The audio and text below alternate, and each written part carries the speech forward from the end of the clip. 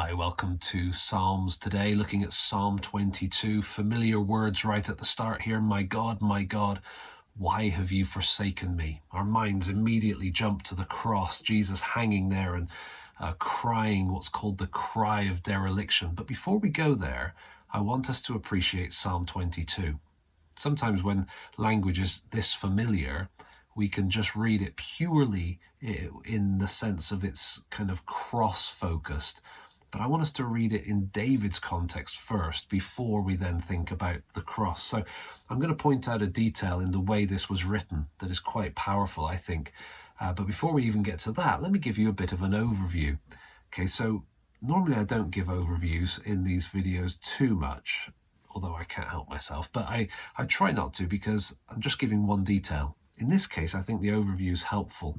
So at the start, we've got this complaint from David in verses 1 to 8.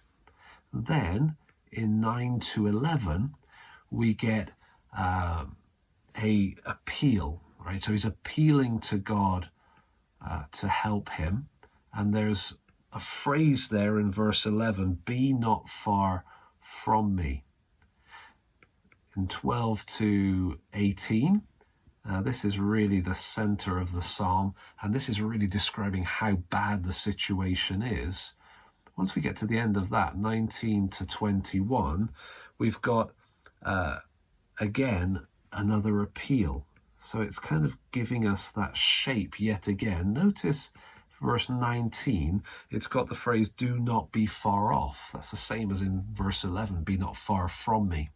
And so that is kind of putting a frame around this middle centerpiece section here. And then at the end, 22 to 31, we've got a huge section of praise. And this is the reason I wanted to mention this, because we can easily look at Psalm 22, go straight to the cross and lose sight of the praise, the confidence that comes out from David eventually in this psalm.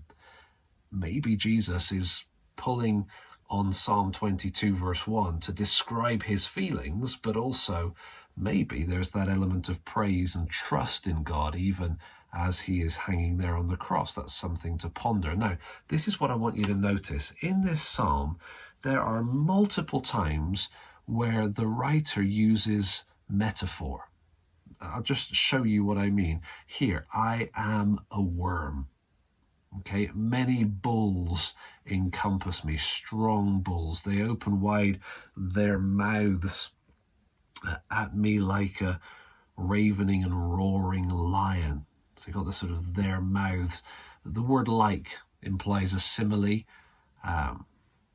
Could be a simile, or it could be in the original still a metaphor. It doesn't really make a huge difference, but the metaphor is really punchy. I'm a worm, many bulls. It's not, it's stating it in the strongest possible terms because his situation is so bleak. Notice verse 14, I am poured out like water. So that's a simile.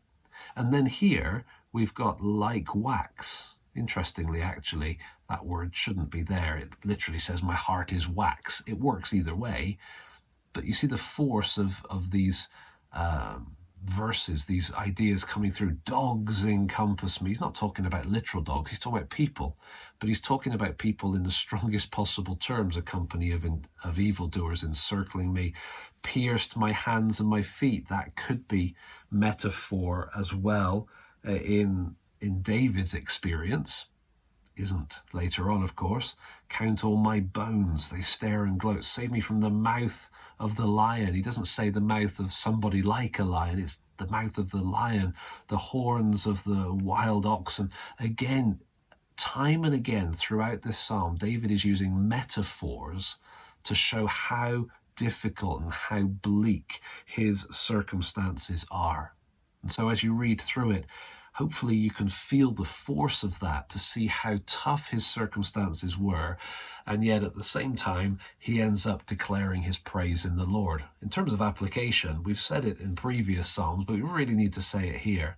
Rather than jumping to ourselves, let's recognize that Jesus is lifted up in our hearts as we read Psalm 22. A psalm spoken by David in his really difficult circumstances was used by Jesus in his even greater and more difficult circumstances as he hung on the cross to die for us. And so read Psalm 22 through, maybe read it through once, thinking of it in terms of David's experience, and then maybe read it through again and allow it to really push your heart to think of Jesus on the cross, dying there for you. And then the response of your heart to what Jesus has done is a perfectly valid application of this psalm for today. So please do share your highlights with others. Please do share this psalm in conversation on text in the comments below. It's a really special psalm. Let's be sure to allow it to impact us and hopefully impact others as well. Thanks for watching.